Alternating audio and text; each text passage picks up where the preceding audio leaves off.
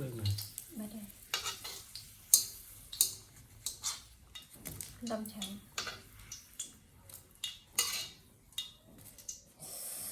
bỏ quá vậy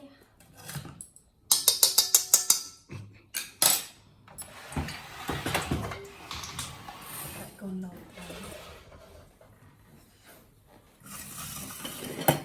nghe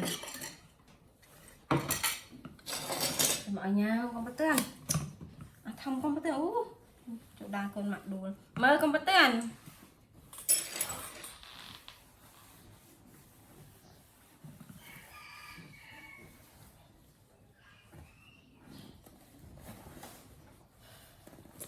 cái gì rồi để cho cái này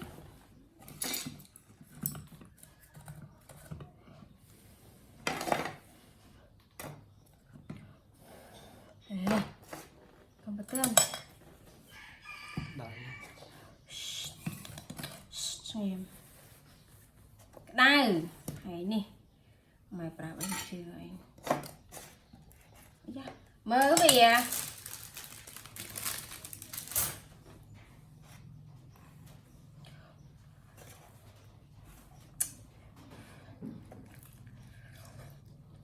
cho chị ơi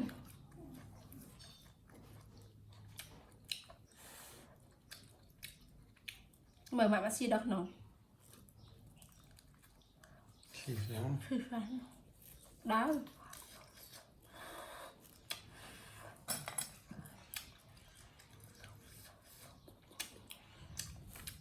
cái này